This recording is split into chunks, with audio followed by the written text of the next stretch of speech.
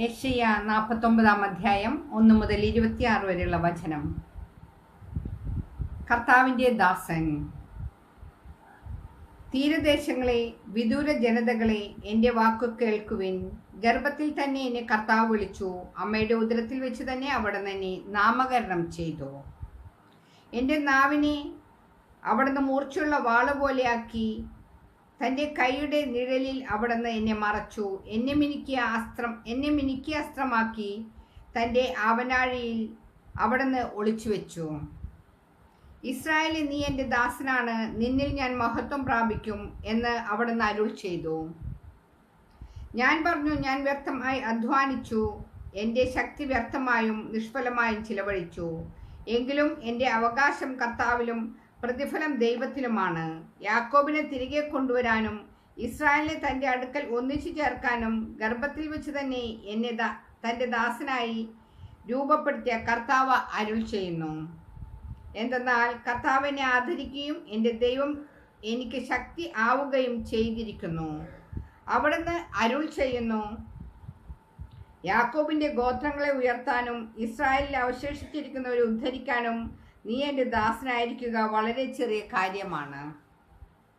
എൻ്റെ രക്ഷ ലോകാതിർത്തി വരെ എത്തുന്നതിന് ഞാൻ നിന്നെ ലോകത്തിൻ്റെ പ്രകാശമായി നൽകും. ഏറ്റവും വെറുക്കപ്പെട്ടവനും ജനതകളാൽ നിന്ദിതനും ഭരണാധികാരികളുടെ ദാസനുമായവനോട് ഇസ്രായേലിൻ്റെ പരിശുദ്ധനും വിമോചകനുമായ കർത്താവ് അരുൾ ചെയ്യുന്നു, നിന്നെ തിരഞ്ഞെടുത്ത ഇസ്രായേലിൻ്റെ പരിശുദ്ധനും വിശ്വസ്തനുമായ കർത്താവ് നിമിത്തം രാജാക്കന്മാർ നിന്നെ കാണുമ്പോൾ എഴുന്നേൽക്കുകയും പ്രഭുക്കന്മാർ നിന്റെ മുമ്പിൽ സാഷ്ടാംഗം പ്രണമിക്കുകയും ചെയ്യും. പ്രവാസികൾ ജെറുസലേമിലേക്ക്.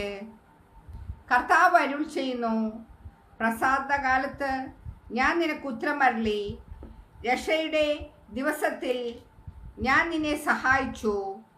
രാജ്യം സ്ഥാപിക്കാനും ശൂന്യമായ അവകാശഭൂമി പുനർവിഭജനം ചെയ്ത് കൊടുക്കാനും ഞാൻ നിന്നെ സംരക്ഷിച്ച് ജനത്തിന് ഉടമ്പടിയായി നൽകിയിരിക്കുന്നു. ബന്ധിതരോട് പുറത്തു വരാനും അധികാരത്തിലുള്ളവരോട് വെളിച്ചത്ത് വരാനും ഞാൻ പറഞ്ഞു. യാത്രയിൽ അവർക്ക് ഭക്ഷണം ലഭിക്കും. വിജനമായ കുന്നുകളെല്ലാം അവരുടെ മേച്ചിൽപ്പുറങ്ങളായിരിക്കും. അവർക്ക് വിശക്കുകയോ ദാഹിക്കുകയോ ഇല്ല. ചൂട് കാറ്റോ വെയിലോ അവരെ തളർത്തുകയില്ല. എന്തുകൊണ്ടെന്നാൽ അവരുടെ മേൽ ദയുള്ളവൻ അവരെ നയിക്കും.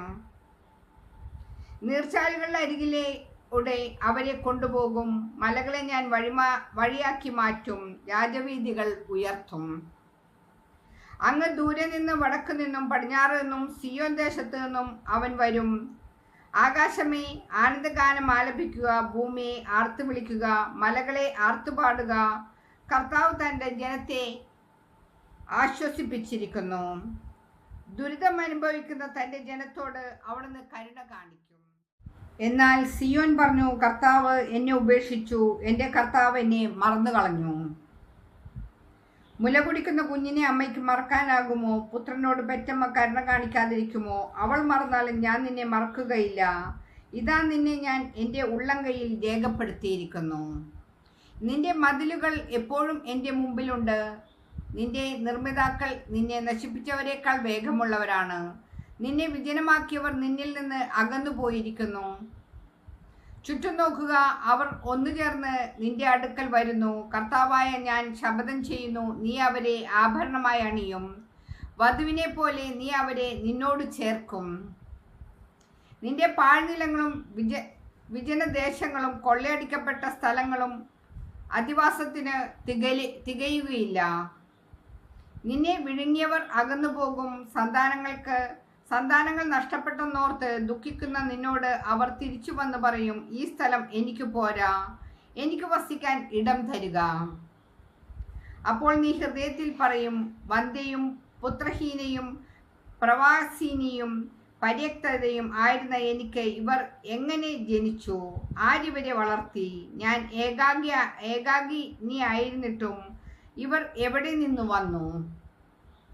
ദൈവമായ കർത്താവ് അരുൾ ചെയ്യുന്നു, ജനതകൾക്ക് നേരെ ഞാൻ കരം ഉയർത്തുകയും അവർക്ക് അടയാളം കൊടുക്കുകയും ചെയ്യും.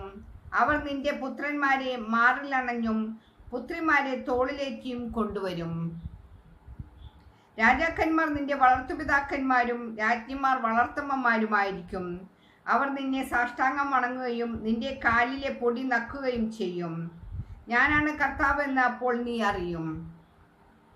എനിക്ക് വേണ്ടി കാത്തിരിക്കുന്നവർ ലജ്ജിതരാവുകയില്ല. ശക്തനിൽ നിന്ന് ഇരയെയോ സ്വച്ഛാധിപതിയിൽ നിന്ന് അടിമകളെയോ വിടുവിക്കാൻ കഴിയുമോ? കഴിയും, കർത്താവ് അരുൾ ചെയ്യുന്നു. ശക്തനിൽ നിന്ന് അടിമകളെ വിടുവിക്കുകയും സ്വേച്ഛാധിപതിയിൽ നിന്ന് ഇരയെ രക്ഷിക്കുകയും ചെയ്യും. എന്തെന്നാൽ നിന്നോട് പോരാടുന്നവരോട് ഞാൻ പോരാടുകയും നിന്റെ മക്കളെ രക്ഷിക്കുകയും ചെയ്യും. നിന്നെ മർദ്ദിക്കുന്നവർ സ്വന്തം മാംസം ഭക്ഷിക്കാൻ ഞാൻ ഇടവരുത്തും. വീഞ്ഞുകൊണ്ടെന്ന പോലെ സ്വന്തം രക്തം കുടിച്ച് അവർക്ക് മത്ത് പിടിക്കും.